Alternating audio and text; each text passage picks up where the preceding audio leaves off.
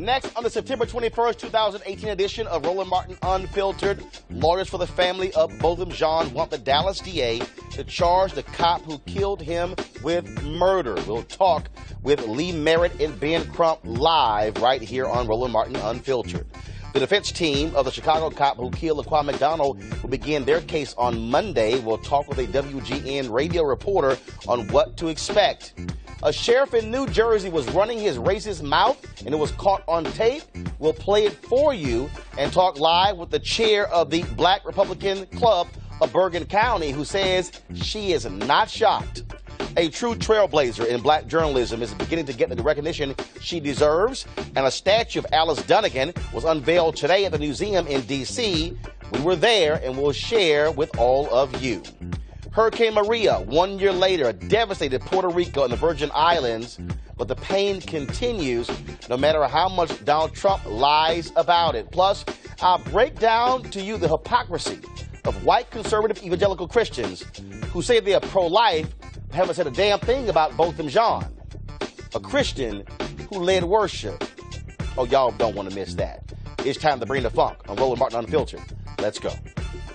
He's got it. Whatever the miss, he's on it. Whatever it is, he's got the scoop, the fact, the find. And when it breaks, he's right on time. And it's rolling. Best believe he's knowing. Putting it down from sports to news to politics. With entertainment just for kicks, he's rolling. It's Uncle Roll, y'all. It's Roland Martin, yeah. Rolling with Roland now. He's funk, he's fresh, he's real, the best, you know he's Roland Martin now.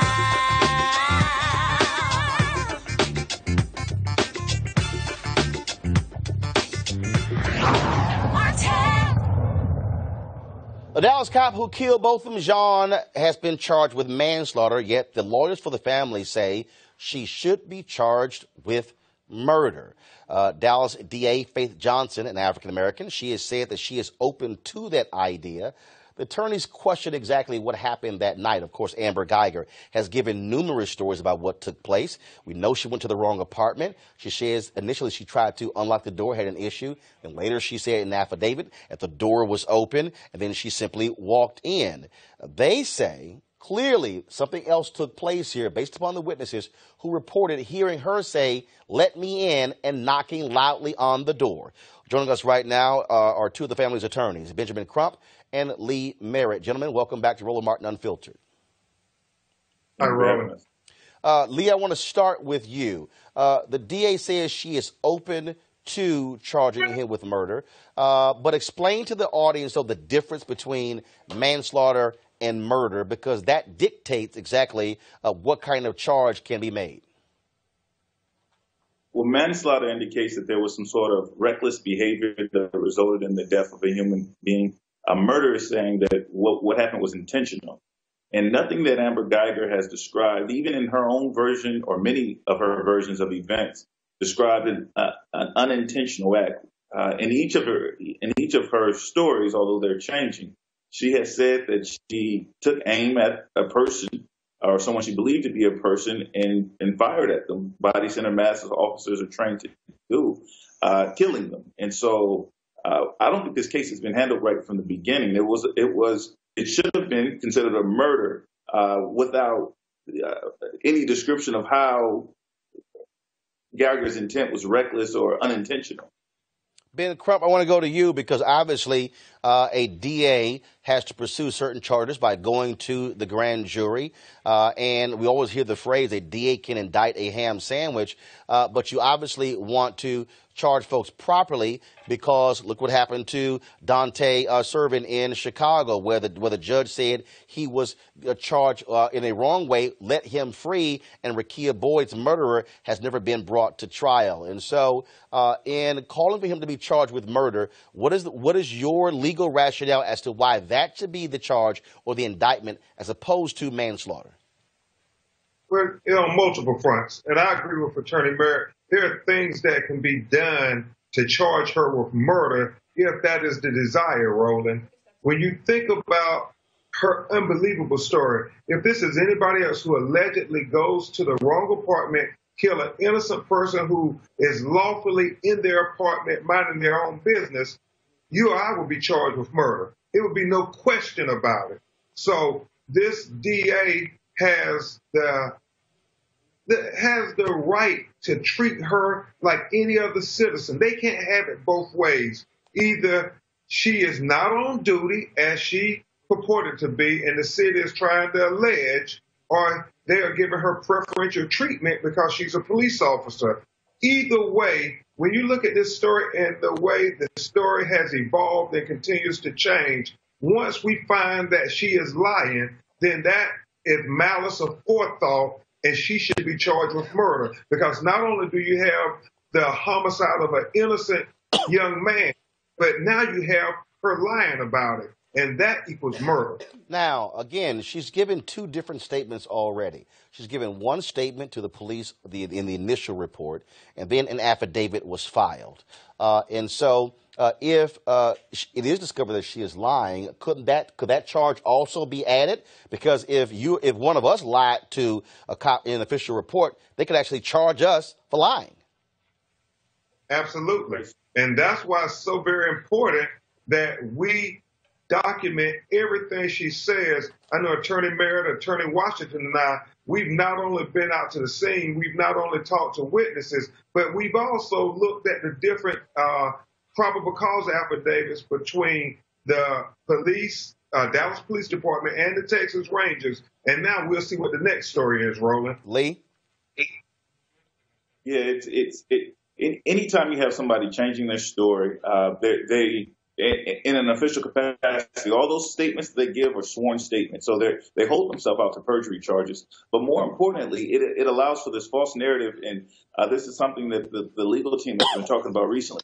We've been hearing a lot about the idea that, we don't want to ruin two lives. And so we should take it easy on this woman because it was an accident. And that was her intent in telling these false stories in the beginning, to hide how culpable the malice behind her actions.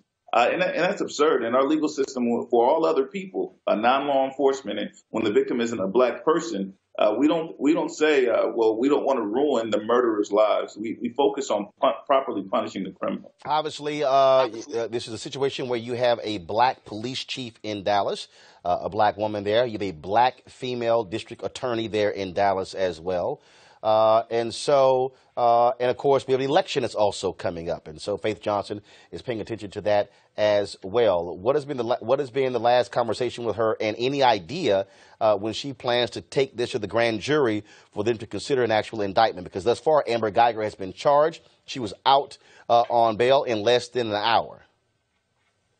Well, I want to believe that Faith Johnson will do the right thing. I know Lee Merritt and Daryl Washington with Jordan Edwards was very happy that she did the right thing in getting that conviction. And I believe this is just as conclusive as that she should be convicted of a crime. But I want to step back for just a second, Roland Martin. It is preposterous when you think about the fact that she broke and entered Botham Jones' apartment, and now she's somewhat suggesting a self-defense claim. Now, how asinine is that? You break in my house and then you shoot and kill me, and now you're kind of suggesting it was a big, dark, shadowy figure, and so it's self-defense. Black people get killed by police officers in some of the most arbitrary ways, and I've said it before, driving while black people are in their cars, walking while black people are in their neighborhoods, and now in Botham Jones' case, living while he's in his apartment. And so for them to suggest that she was in fear of her life, and it's just preposterous that if they're going to use that as a defense. Final comment with you. There's a case out of Maryland where police thought they were busting through the home of a drug dealer, and it was at the house of an innocent man. That man did fire at police, and he was not charged.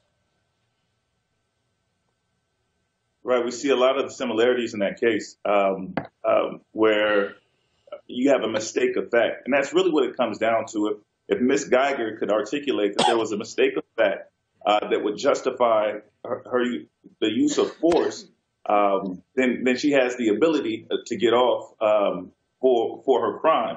The reason I don't think that applies here, similar to the man in Maryland, is because even if what was going on in her mind was reality, she still committed murder. And we saw that with the jury's decision in the case of Roy Oliver. Roy Oliver decided to use force as a police officer in a situation that was not justified, where he could not articulate any danger to himself. Amber Geiger saying, "I see a black silhouette," which really is code word for a large black man standing in front of me. And the decision to use force in that situation, it's not a mistake of fact that would justify the use of deadly force, and so she should still be properly charged with murder. All right, gentlemen, Lee Merritt as well as Ben Crump, we certainly appreciate it, and we'll certainly keep our eyes on this case. We've been focusing on it every single day, and will not let up. Thanks a lot. We appreciate you. Thank you, Roland. Appreciate it, folks. In Chicago, Officer Jason Van Dyke is on trial for the murder of Laquan McDonald. Prosecution, they have arrested. On Monday, his defense team will begin their phase of the case. We have been covering this as well. You might recall it was several years ago when McDonald was shot and killed there. That's the video of him in the street. Initially, police reported that McDonald lunged at them with a knife. Yet when you saw that video, he was not walking towards those cops. They lied in those initial statements. We also know that several cops went to the nearby Burger King and actually looked at the video from their cameras. That video mysteriously disappeared. Folks strongly believe it was erased by Chicago police officers. Several of those officers involved in the case have been fired or have retired as a result.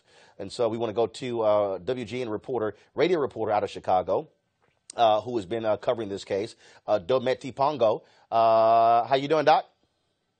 I'm good. How are you, Roland? It's good to talk to you as always. Great. The prosecution has arrested. Give our viewers an understanding of what took place in that courtroom. They called 24 different witnesses. The last one, of course, was an expert on use of force who said that clearly they fired far too many shots to kill Laquan McDonald. Yeah, 24 witnesses called over a span of 4 days. And Yuri Patrick was one of the ones who said that Officer Jason Van Dyke did not have probable cause to shoot Laquan McDonald 16 times. He said that even if Laquan was a threat to police officers, he was surely not a threat far before that 16th shot was fired. They also called up Jose Torres, which was a witness, a bystander who was in his car at the time the shooting happened. He says in the courtroom, the thing that he said was, why the F are they shooting him so many times? This is what he said in the courtroom. They also called up a ballistics expert, Scott Patterson, who analyzed how long it takes for 16 shots to go off so that the witnesses, the jurors, even in opening statements, counted to 16 just so the jurors could see what it felt like to count to 16, how long that takes. And what he found, the ballistics expert, was that Van Dyke shot for 14 seconds. And that Laquan was on the ground for 12 of those seconds. This is a special prosecutor who was trying this case, correct? Yes, from Kane County. We're in Cook County. The special prosecutors from Kane County. And that was because, of course, when this case initially came up, Anita Alvarez was highly criticized. They also would not release that particular tape. She was defeated at the ballot box, and her successor, Cook County State's Attorney Fox, a black woman, said that a special prosecutor should be handling this case. Yeah, they have to take it out of Cook County. And this was actually a point of contention throughout the jury selection. They said they actually wanted to take the trial out of Cook County because they didn't think that any jurors could be unbiased in this case, saying that this case was so widely talked about throughout the county that it was impossible for anyone to be unbiased. The judge, Vincent Gahn, didn't go with that. You know, we decided to have the trial here in Cook County. But Anita Alvarez wasn't the only person that ended up being let go throughout all of this fallout. We also lost Superintendent Gary McCarthy. He was fired as a result of this. There was a lot of political fallout. And just to paint the picture for you, Roland, too, here in Chicago, the Black Mile, the Magnificent Mile, this is a shopping corridor on Michigan Avenue in Chicago, famous spot. It'd be Fifth Avenue if it was New York City. Activists shut down Michigan Avenue on Black Friday to let the city know that they wouldn't stand for this. They said if you hit the city's pocketbooks, that they have to do something in the courtroom. And then subsequently, Anita Alvarez lost her jobs. Kim Fox was elected. Superintendent Gary McCarthy was fired as Chicago police superintendent. And now he's actually running for mayor. And Mayor Rahm Emanuel has announced that he will not be seeking a third term. Last question for you. Are we seeing a significant number of Chicago police at the courthouse in support of Jason Van Dyke? Are we seeing any police officers who are saying, I'm not standing up for this guy? Well, he's certainly being escorted to the courthouse by a cadre of police officers. He has to wear a bulletproof vest when he's walking out. He's wearing a bulletproof vest when he's coming into the courtroom. You don't see anyone coming out against Officer Jason Van Dyke, which is very interesting. You might have ballistics experts like the ones the prosecution's called, or the use of force expert talking about the fact that, you know, this amount of force wasn't needed. But as you stated when you did your dialogue on John Burge, there's a blue rule, a blue wall in the city of Chicago, and officers stick together. You know, they often say that not all cops are bad cops, but they're always reluctant to point out who those bad cops actually are. So where are those good cops? Mr. Pongo, I appreciate it. Thanks a bunch. Thank you, Roland. All right, folks, let's now go to New Jersey. Oh, this is a doozy. New Jersey Sheriff Michael Sardino has gotten caught on tape making racist comments about the inaugural address of New Jersey Governor Phil Murphy. Check this out. We talked about the whole thing, the marijuana, sanctuary state, better criminal justice reform. Christ almighty. In other words, let the blacks come in and do whatever the they want, smoke the marijuana, do this, do that, and don't worry about it. You know, we'll tie the hands of cops. The comments caused so much backlash that he issued an apology.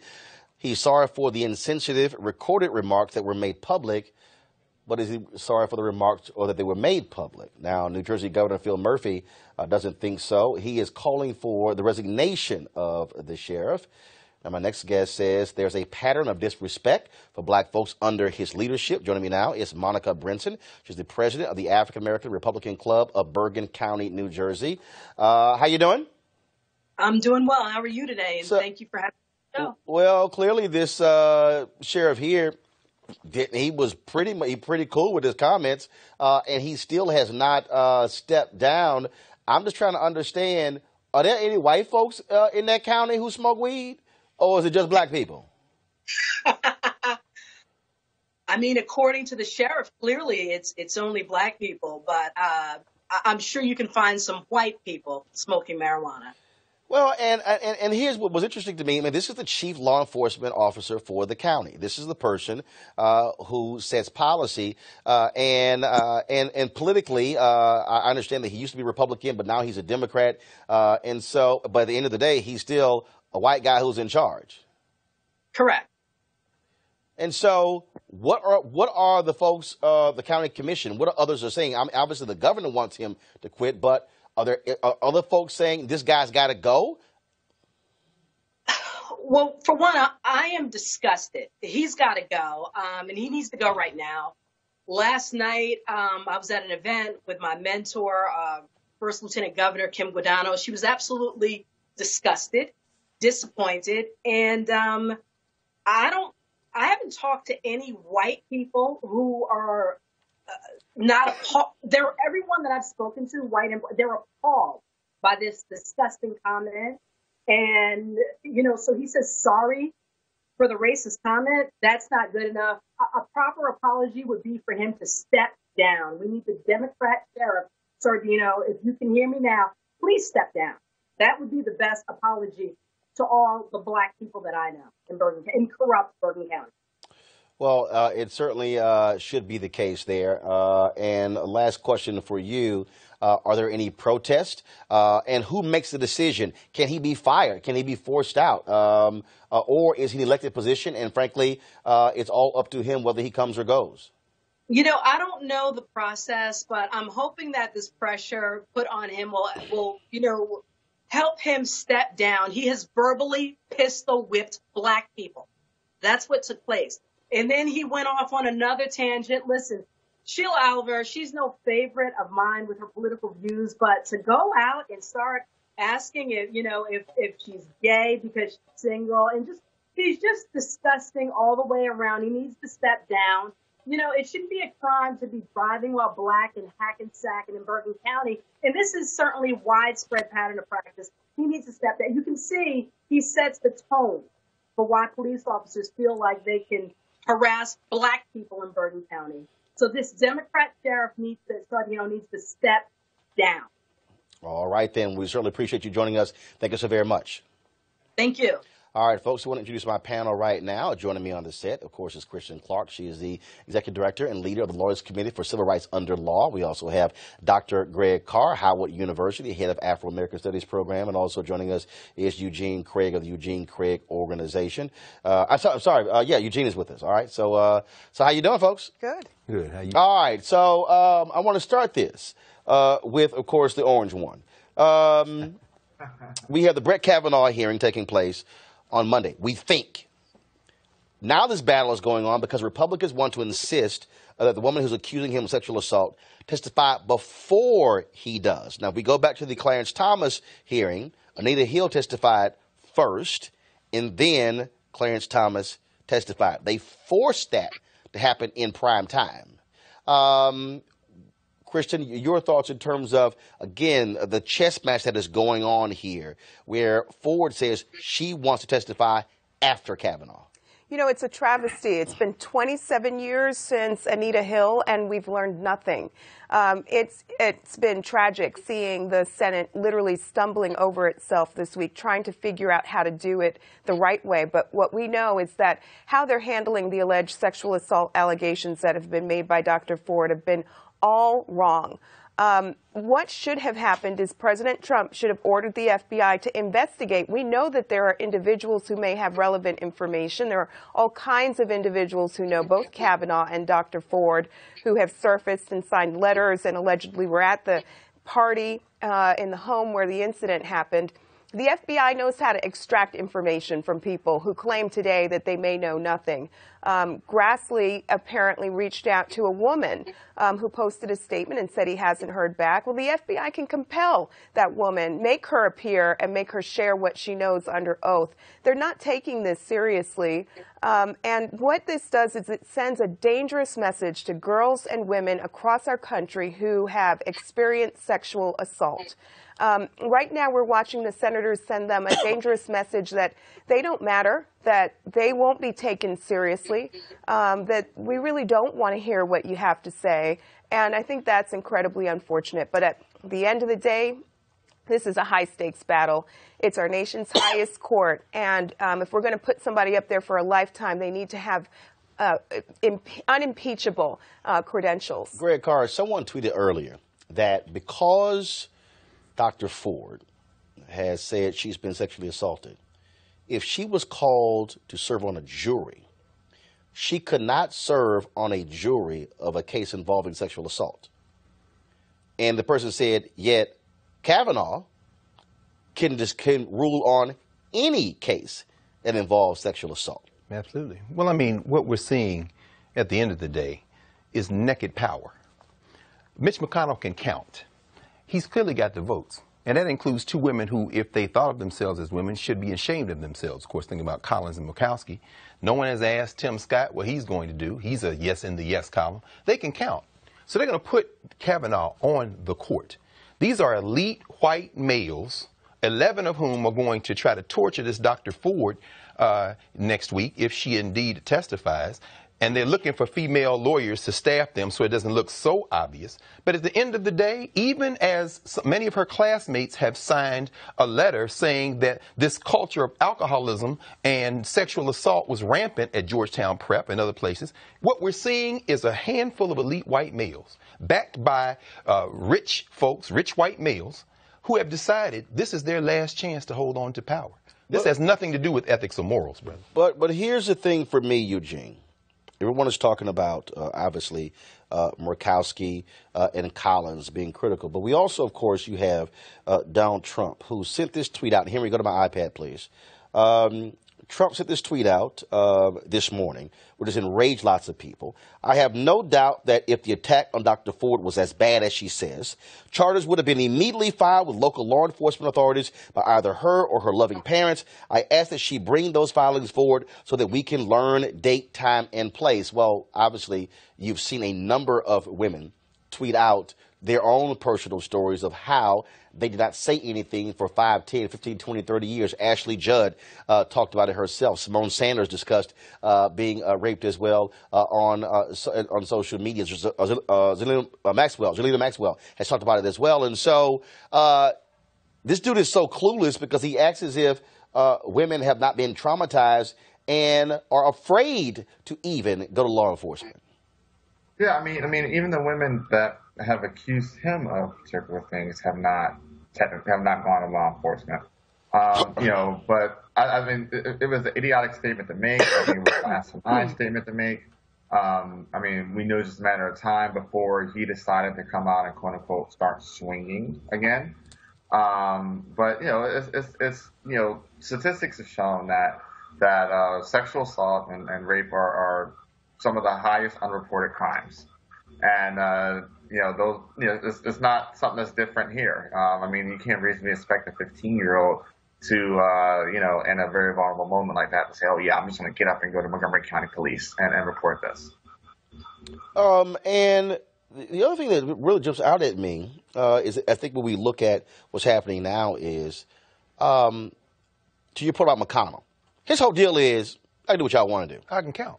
He said, we're going to push this thing through. No question. And they are adamant, Christian, that this vote take place immediately because they are deathly afraid that if there's any further delay, first of all, they want him on the court by October 4th when the Supreme Court reconvenes for their new session. But also they're afraid that there's any further delay, anything happens, that Democrats could potentially take over the United States Senate, and they know that he will not be able to move forward if that happens. It's unfortunate. We shouldn't play politics with the court, not when we have the Supreme Court at stake. This is the most important court in the land.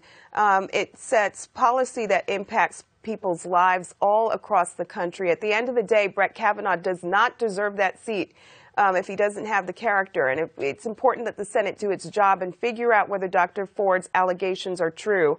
And aside from that, we've already had a chance to learn who he is based on his record. We know that he would be dangerous when it comes to civil rights. He is somebody who would be hostile on civil rights matters that go before him. I hope the Senate takes Dr. Ford's claims seriously. The whole country is watching right now, and I think that what they've done this week really is ripped a Band-Aid off of the wounds of sexual assault victims in our country. It's important they slow down, do the right thing, let her be heard, and then have a vote at the end of the day. Last point on this hearing, go to my iPad. What you'll see here, folks, is that we talked about Lisa Murkowski as well as Susan Collins, but there are 6 Republican women. 6. You have, of course, Lisa Murkowski from Alaska. You have Joni Ernst from Iowa, Susan Collins of Maine. You have Cindy Hyde-Smith of Mississippi. And then you have Deb Fisher of Nebraska. And finally, Shelley Moore Capito of West Virginia. And so the pressures on Collins and Murkowski, Eugene, last one for you. But again, there are 6 Republican women, 4 who aren't saying jack about this issue of sexual harassment. Yeah, which I think is absolutely crazy, being that, Joni Ernst, hails from the great evangelical Iowa. But more importantly, Shelley Moore Capito went to the same school as Dr. Ford. And I know that I saw the same reports earlier that the letter that is being circulated in support of Dr. Ford, a lot of the alumni there are putting pressure on Senator Capito to actually sign on to it.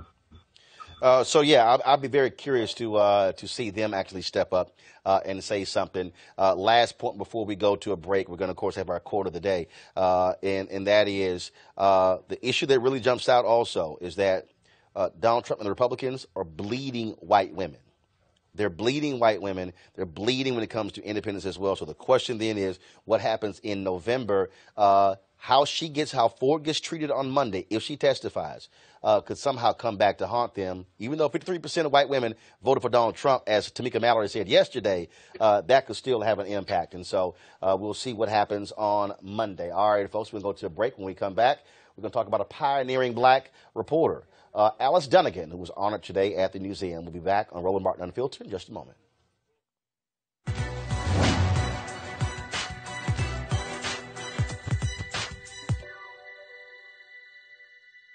There's a spectrum of black experience, just as there is of black views and opinions. Scholar and critic Henry Louis Gates.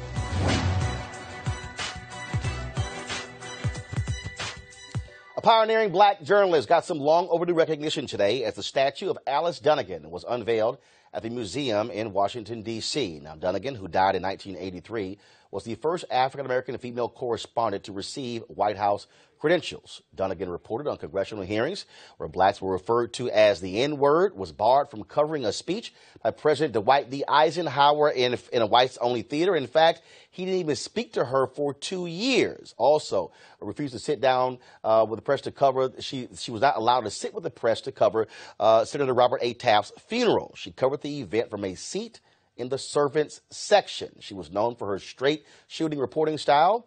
Politicians routinely avoided questions from her, which often involved race. She was a reporter for the Associated Negro Press and, look, had a very difficult time there, desperately trying to get paid as a reporter. Of course, that was led by Claude Barnett, and she writes in her own autobiography where she even sold her watch every week, pawned it in order just to be able to eat. And the unveiling took place today. A number of people who were there to celebrate this occasion. Our cameras were there as well. So if you want to understand why Roland Martin Unfiltered matters, we also live stream the unveiling as well as the panel session. And here's some of the highlights. This has to be an exciting day for Ms. Dunnigan's family. It is. It's a very exciting day for our family. We're elated. I mean, we're overwhelmed and we're overjoyed. This has been a long time coming, I think, because she's always, like I said before, she's been very famous to us. But for the journalism world, she's huge, very huge.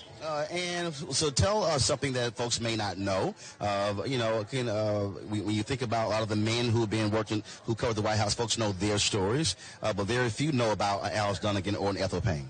Yes. Well, as a matter of fact, I remember, Mr. Martin, when I was here, when I was about 13 years old, I spent the summer with Aunt Alice. One thing she always told me, you already have 2 strikes against you because you're a woman and because you're African American. But whatever you do, don't give up the fight. And if she were here today, as humble as she was, she would not want all the hoopla. She would just want change to come. And when I see a particular news reporter now, it reminds me of her because she would ask the tough questions.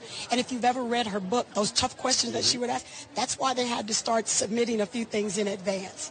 So that's something that just stuck with me. And anything I've ever wanted to do, I knew that I could do it. Even if I were a woman and African, I knew I could do it because I remember what Aunt Alice told me when I was 13 years old. Well, she was from our city, and we didn't know nothing about her. And she'd done all these things. She'd met all these famous people. She'd been with King, A. Philip Randolph. She'd been with Kennedy, Johnson, but nobody knew nothing about her. So I thought it was important that people find out who she was and what she'd done to help, change our nation. Because of her courage, because as you know, when Alice Dunnigan was here in Washington, things were not favorable toward black journalists. So she was a freedom fighter in journalism. She had great courage, and that inspires the NMPA today. I think we need to raise up a new generation of freedom fighting journalists like you, Roland. I think that sometimes in our desire to get into the system, in our desire to get into the industry, sometimes we compromise our blackness. Alice Dunnigan never compromised who she was and what she was for the black community. All right. And not only did they not really know about her, they didn't know what she was doing and what she was going through in order to pursue this career. A whole lot of what Alice Dunnigan did, she did on her own. She did with virtually no support from her employer. She did it in the face of chauvinism, active, very virulent chauvinism, in addition to the sexism and racism. So she was special in that regard. And she opened the door for Ethel Payne. She made a lot of really amazing coverage happen. She spent 2 years being shut out by the president. He wouldn't answer her questions. And how familiar is that today? So we owe a lot to Allison Dunnigan. All right. All right, folks. It should be one more clip we're going to play from the panel conversation at the museum about Alice Dunnigan. So here we go. She was a great storyteller. And I could just sit at her feet and listen because the way she wrote, she spoke that way. She wrote the way she spoke in a way that there was always imagery. And she could pull you into the stories and you could feel like, wow, I want to meet this person, or wow, really, Grandma? And so that is what I remember about my grandmother in the vision. I was 23 when she passed, but one of the things that I appreciate so much is that as a college student at Howard, majoring in journalism, we became very close because I had the skill, but she helped me tweak the craft. And so she could often give me a point of view that I would not have had for one, because of my age, and two, just hadn't lived life long enough, or hadn't really been out, into the community, whatever. But I think having read her autobiography and then Alone Atop the Hill, the thing that I appreciate now is that as I read, I see we can relate now because you've lived, life has hit you, you've experienced some of these things, and now I can understand Mother Alice, some of her stories. I could not understand them to the impact that I understand now, but I can now as a mature adult. Even though, we often, now I have to just speak for my generation, civil rights, we know that it was going on, I'll say forever in a sense, but the 60s, most people hone in on that, but she was pre-civil rights. And that so the things that she accomplished just really made her before her time.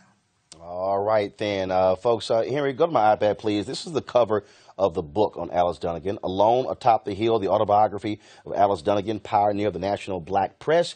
It was edited by Carol McCabe Booker, who was on the panel today. She is the widow of Simeon Booker, the longtime reporter, of course, with Jet Magazine. He, of course, has also an amazing book. Both of them were inducted on the same night in the National Association of Black Journalists Hall of Fame.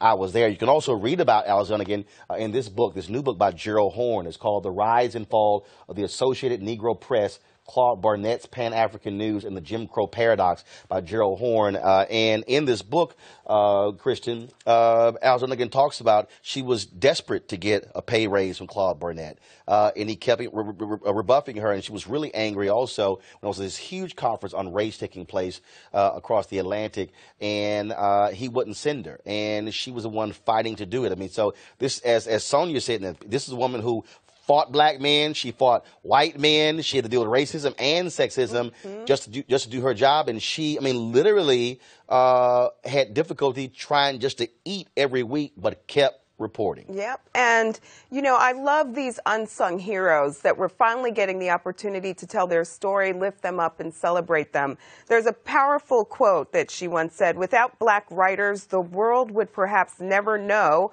of the shenanigans and buffoonery employed by those in high places to keep the black man in his proverbial place by relegating him to second-class citizenship." And so in many respects, she was a freedom fighter out there telling the truth, telling the stories from a perspective that nobody else could. She was not only the first the first black woman credentialed inside the White House, but also Senate and the Supreme Court as well. So glad that we're getting the opportunity to finally tell her story. Greg Carr, what also is interesting when you talk about this story, so many people obviously look at, black folks who work in media in mainstream.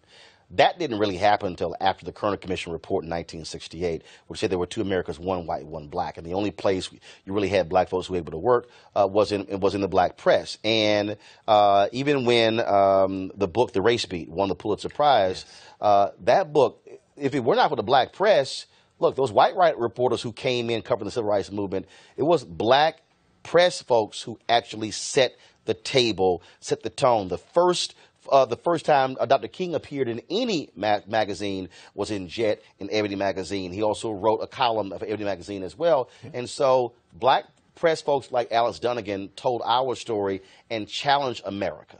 The interesting thing about that is, in addition to everything you've said, Roland, even today, it remains the case. The reason one of the reasons it's so important that Roland Martin Unfiltered is so important, even as you surround yourself with a lot of women of African descent everywhere, behind the cameras and in front, is that that's still the case even after integration. Here you have a woman, Alice Dunnigan, and again, props to you because you're always reminding us to know this history. She was born in 1906. We share a birthday, April 27th, actually. But she was born while the link to the 19th century, the journalism link to the 19th century, was still fighting with both fists. We're talking about Ida B. Wells Barnett, who had her own newspapers. And as you've led us through these discussions about Clara Barnett, correspondent in the Associated Negro Press. We're talking about Carlotta Bass in California. We're talking about, what's the sister's name, who was closer to, Ethel Payne. Yep. We're talking about black women who were writing. It was actually Al Dunnigan showed Ethel Payne the ropes when she came to cover the White House. No question. And so what we're saying is these were black women writing in black spaces, often having to fight black patriarchy from black men who nevertheless paved the way for all the black women and men we see today, and we still need these black spaces. The only other thing I would say is tomorrow is Museum Day here in the DMV. That means you can get free admission to any museum in the area. Forget the Smithsonian's. They're always free. The museum costs money to get in. $25, $24.95. Get your 2 free tickets tomorrow, the 22nd of September, and you go see that statue of Alice Dunnigan before they take it to Kentucky, because I think that's where it's headed after. Right. So it'll be at the museum through December 16th. And then it's going to Russellville, Kentucky, and then it'll be placed it'll actually be on a whistle stop all around Kentucky, because they want more folks to know that she was from Kentucky, to see the actual statue, and then it will go in a museum outside of a museum there in Russellville, Kentucky, which is on the border of Tennessee as well. And so that museum, they found out about this, they commissioned it in 2015, raised the money, and were able to actually make it real. And so we certainly appreciate it being there, being able to live stream the unveiling and to hear the family members. She also was a member of Sigma Gamma Rho, and there were a whole lot of her sorority sisters, including the international president, who were there as well. And so we'll have all of those clips, all those interviews. You can see it on social media. But if you go to our YouTube channel, our Facebook, Periscope, you will actually see the entire unveiling ceremony, plus the panel conversation that took place after that as well. And so we certainly appreciate that. Christian, I know you got to go. Thanks so much for being with us, and we look forward to having you back. Folks, we're going to go to a break. When we come back, we're going to talk about Hurricane Maria 1 year after, its impact on Puerto Rico and the Virgin Islands, and why you still have a sense of indifference in the White House. This is Roland Martin, Unfiltered.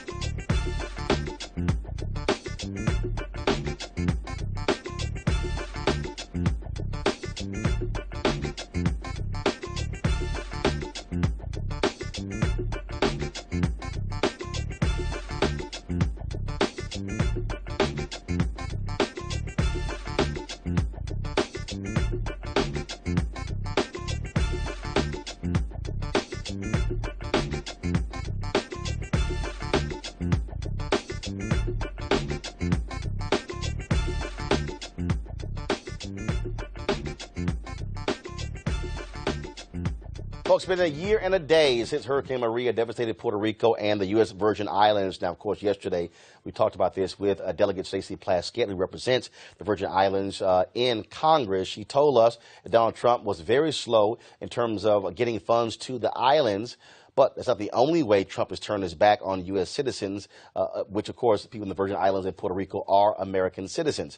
As Hurricane Florence approached the U.S. mainland last week, he dismissed an official Puerto Rican government report that said nearly 3,000 people died as a result of Maria and its after effects. Now, to correct Trump's lies and to tell us what happens to people in communities after a disaster, we're joined by Howard University Associate Professor Dr. Terry Adams.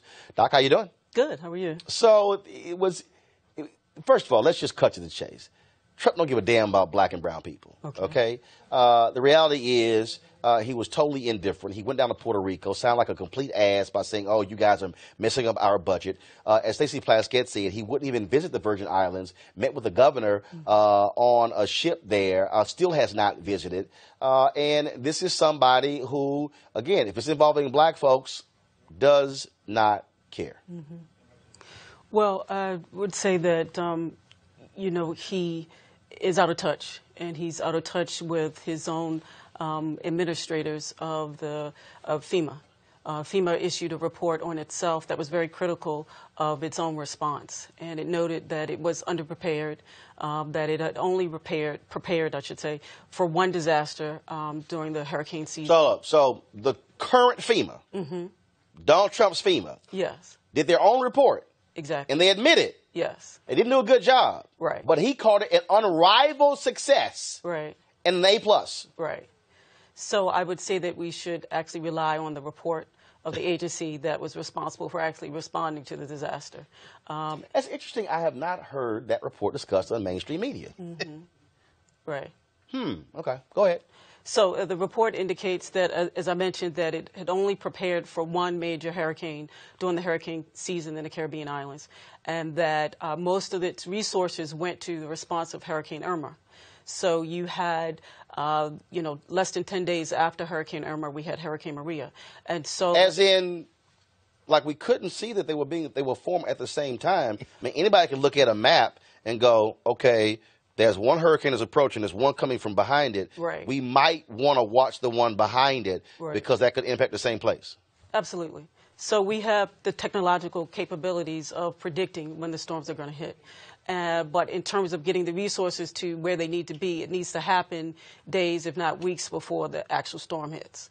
And because of its location, the FEMA has to be strategic about how it approaches the way it gears up for such storms. But what I don't understand is, even looking back, and I understand how we want FEMA to be in charge. But when Hurricane Katrina happened, the mayor has to ask for help from the governor. Right. The governor has to ask for help of the federal government. Right. And then that's when the federal government takes control. So what we saw when General Russell Honore went in, you had when he came in, that was Blanco was waiting for Nagin, and then when Nagin finally said we need help, then she asked for help. He then comes in.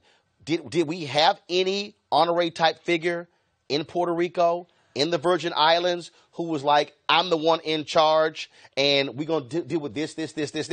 I would say the governor of Puerto Rico, as well as the mayor of San Juan in particular, were very outspoken in the needs that their needs and the required resources. But you could talk all day, but it depends on who's actually listening and who's responding to your needs. No, because again, this is what people don't understand about our U.S. military. When they go into a place, they can erect literally towns overnight. Right. They can elect an electrical grade overnight. Right. I mean, we have a level of capacity that I think people really don't think about when you have these. So all this stuff about, well, okay, the power, and yes, they had power issues before, but for Puerto Rico to be in the dark that long, right, it's crazy.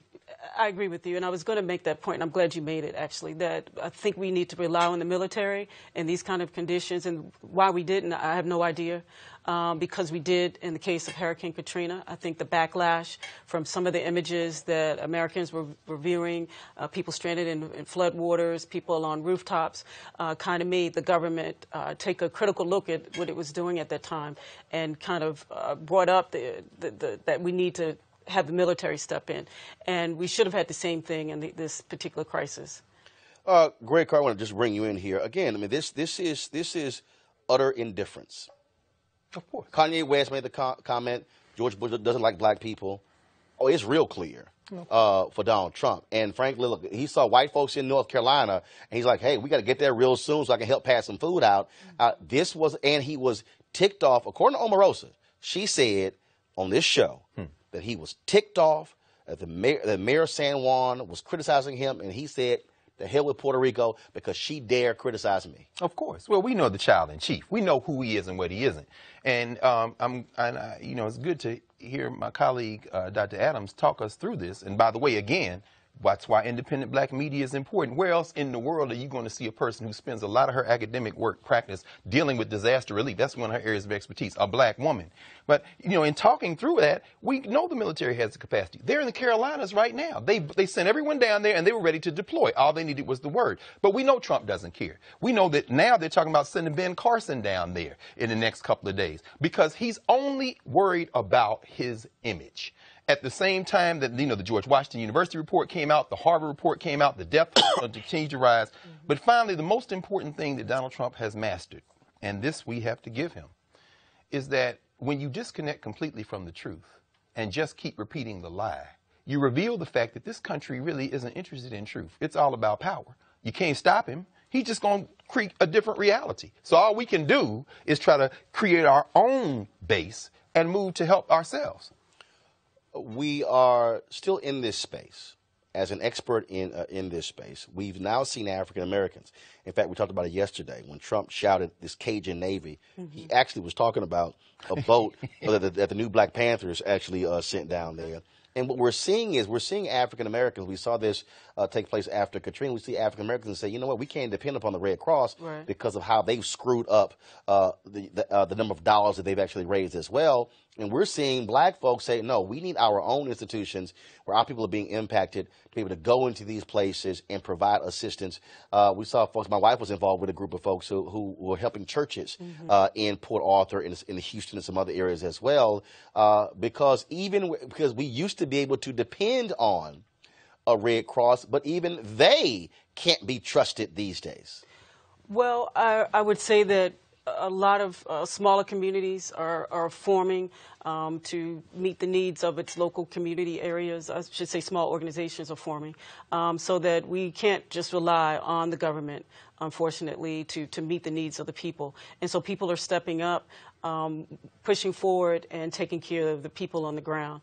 The folks in Puerto Rico, there were many people who teamed up together to help their neighbors.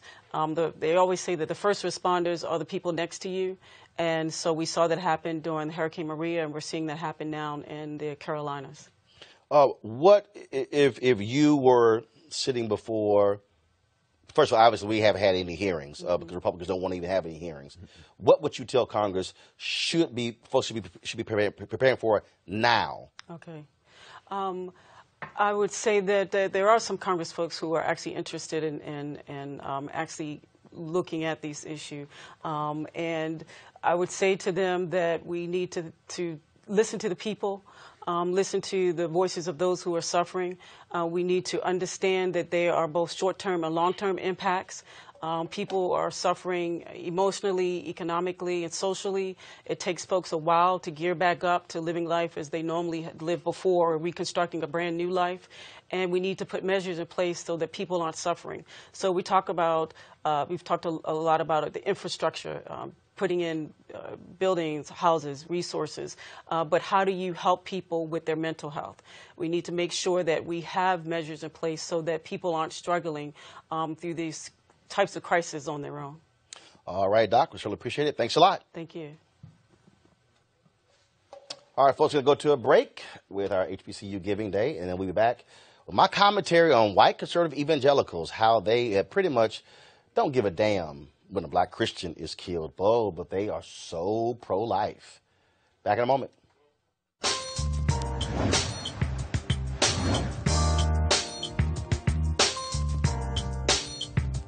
All right, folks, our HBCU Giving Day university is Lincoln University, the one in Pennsylvania. Of course, founded in 1854. Of course, notable alumni, Thurgood Marshall Jr. and also Langston Hughes. I had a great time speaking with their new president, was inaugurated, and so I spoke there. And so if you want to support Lincoln University, please go to lincoln.edu. All right, folks, we have been covering the Botham Jean case for quite some time on this show. Why? Because mainstream media is pretty much stuck on anything Donald Trump tweets, and of course the Brett Kavanaugh hearing. We want to ensure that his case gets all of the attention that it needs, which is why, of course, we had Ben Crump and Lee Merritt on the show today. But I found something very interesting. So this morning, as I was traveling on the train back from New York City, where I was talking to Tiffany Haddish and Kevin Hart about the new movie Night School. We'll have those interviews for you next week. I was reading today's New York Times. There's this huge front page article in the New York Times talking about how evangelicals are very concerned about the Brett Kavanaugh hearing and how many of them may not go to the polls if somehow Brett Kavanaugh is not put on the Supreme Court. Why? Because they now say if Brett Kavanaugh gets on, they absolutely have a strong 5-vote right-wing conservative majority that will allow them to overturn Roe v. Wade because they are all about being pro-life. And I'm reading the article and I'm seeing Ralph Reed, of course, his Faith and Freedom Coalition, and he's all throughout the article. But then I noticed something, and it hit me. I said, Has Ralph Reed said anything about Botham Jean, the Christian who was shot and killed by the police officer in Dallas? So I then went to his Twitter feed, and I realized that after looking for 3 weeks back, I saw nothing. And then Robert Jeffers, of course, he is the preacher down at First Baptist Church in Dallas, a big-time Trump supporter who, of course, is on Fox News as well. He was mighty quiet about Botham Jean as well. Then I looked at Franklin Graham, you know, son of Billy Graham, and he's out here talking about Kavanaugh, and didn't hear a word from Franklin Graham as well. Haven't seen a damn thing from Paula White as well, talking about Botham Jean. Then I thought about Tony Perkins, the Family Research Council. Oh, he's such a super Christian, always about the issue of life and being pro-life, and I didn't see anything about him as well. Of course, earlier this week, we showed you the video of the white preacher in Dallas who spoke about the issue of Botham Jean being shot and killed and why he said it was important to speak about it from the pulpit in a largely white congregation. Here is the reality. White conservative evangelicals don't give a damn about black lives. They love talking about being pro-life, but they only care about life when it is in the womb. Because if you then begin to challenge them on why is it you never see them standing alongside of black preachers when a black person is being shot and killed by a police officer, when they're being brutalized by cops, they are strangely very silent when it comes to that. See, this is no shock because a few years ago, a friend of mine who was a preacher in Omaha, Nebraska, a group of white preachers came to him and they said that they wanted him to stand with them and walk with them in a pro-life march. And he said, no problem, I'm pro-life, I'll stand with you, but I would like for y'all to come with me, to stand in front of some crack houses in our neighborhood to make sure that those crack houses are torn down and folks are dealt with. They said, no, that's your problem. Y'all hear what I just said? They literally said to this black preacher who was about saving the souls and the lives of people who were in crack houses to get them off of drugs, that's your problem. But they wanted him to stand with them when it comes to the issue of abortion. See, that's really the game they're playing because, see, if you are pro-life, then you should be outraged when you see the video of Botham Jean leading his church in worship that previous weekend and then gunned down at the age of 26 in his own apartment. So you rarely ever, matter of fact, not rarely ever, you never see any of these white conservative evangelicals standing with black preachers when it comes to black folks who have been shot and killed with police brutality. Because, see, they don't give a damn. See, they have situational religion.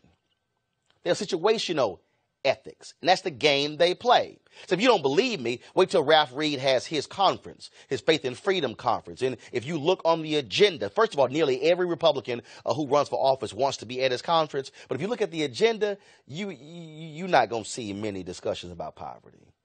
You're not going to see many discussions about the issue of race or inequality. Because, see, for them, it's not about the issue of race. It's not about the poor. These are folks who pimp Jesus. These are people who use their so-called prophetic voices to drive a partisan message. But see, again, when it's something else, oh no, they want us to stand together and salute the flag and pledge allegiance to the flag of the United States and use our voices that way. But they do not care about African Americans who have been impacted by police brutality. Folks, this is very simple. When you see white conservative evangelicals talk about being pro-life, challenge them. Ask them the question, where do you stand about black men who are innocent, who are in prisons? Where do you stand about folks who have been given the death penalty and then all of a sudden find out that they actually are innocent? Where do you stand when police officers are killing black folks who do not have a gun? See, I don't even recall seeing many of these white pastors standing out there with protesters in Chicago for Laquan McDonald, or when Rekia Boyd was shot in the head, or Ayanna Jones in Detroit, or even Walter Scott in Charleston. It is because they actually don't care. And so I'll say this here. The next time y'all want to come talk to black folks about the issue of being pro-life, I suggest you be fully pro-life. I suggest you actually care about all lives. Because, see, y'all love saying all lives matter. Because, see, you don't like us saying black lives matter because you want us to say all lives matter. Well, so if all lives matter, when the hell y'all going to actually show up when something happens to one of us? Ralph Reed, I'm waiting. I welcome you to come sit on this set. Tony Perkins, I welcome you to come sit on this set. I would love to talk to Robert Jeffers. I would love to talk to Franklin Graham. But I got a sense they won't come here? Probably because, we talk to black people. That's my perspective. I want to give a shout out to all the folks who are supporters of our show, Roland Martin Unfiltered. Pass me that, please. Of course, we have folks who have signed up for our Bring the Funk fan club, who are charter members. And so we want to thank all of you for helping us when it comes to our show. Let me give a shout out to Mary Virginia Douglas, Matthew Starworth, Maxine Chin, Maxine Mayo, Melanie Baldwin, Melanie Robinson, Melanie Haynes, Meredith Smith, Michael Baxter, Michael Borda, Michael Bullock, Michael Folks, Michael Green, Michael Ivory, Michael Jones, Michael Powell, Michael Townsend, Michael Yarborough, Michelle Hammond, Michelle Abbott Oliver, Mobius Paradigms LLC, Monica Deidre Green, Monique Rogers, Maya Fairless, Nancy Gaskins, Natalie Wisington, Natalie White, Natisha Harper, Najina McLean, Phyllis Burks, Phyllis Whiteside, Preempt Inc., Priscilla Jones, Project Broken Wings, Radical Inc., Ramika Lawson, Raphael Wright, Rashida Jarman, Rashawn Lee Griffith, Rayford Davis, Raymel Robinson, Remote Office Solutions, Renee, am I reading too fast for y'all? Yeah, I guess I am. Renee Woodard, Research Analyst Group, Ruben Smith, Reba Harris, Richard Irvin, Richard Muhammad, Richard Patterson, Rita Reed, Rita Santos, Robert Holmes, Robert Johnson, Robert L. Island Sr., Robin Wetner, Robin Winston, Rochelle Prestige, and Rodney Cutter. So I want to thank all of you folks. If you want to help our show, of course, our cameras were there with Alice Dunnigan. Of course, we live streamed that whole event as well. Like I said, other media was there, but I didn't see any of these black folks. Like these black websites out there, maybe they were a little busy focusing on entertainment, which is what they pretty much focus on. But that's not what we focus on here, and so we need your support to make this happen. So go to RolandMartinUnfiltered.com. You can join our Bring the Funk fan club by going to using Square, by using PayPal as well, because this is about the people. This is independent, covering our news our way, and of course having our voices every single day, 5 days a week. Folks, I got to go. Don't forget, we're going to restream this show at 10 p.m., 2 a.m., 6 a.m., and 10 a.m. as well. You can always see it on the VOD, on YouTube, Facebook, Periscope. I say you go to YouTube first because actually we get paid higher on YouTube for my clips than everybody else. So I'm going to give them an extra shout out as opposed to the other platforms. And so Periscope and Facebook, if y'all want to actually send more money, we'd appreciate that. But also, don't forget, you can also download our podcast, audio podcast and video podcast. We make it possible for every which way for you to see this show. Look, have a absolute great weekend. Today's Friday. Praise the Lord. Okay, I can actually get some rest tomorrow. So I will see you guys next week. We'll be broadcasting live on Tuesday from the Spirit Democracy Awards, Melody Campbell's group. So we're looking forward to that. Have a great weekend. Also, last thing, this weekend we'll be restreaming every single show this week, plus the ceremony of Alice Dunnigan, the unveiling, plus the course panel, and the Home Free USA speech I gave on housing. We'll also be streaming that this weekend, and so go to all our platforms and check it out. I got to go. Holla!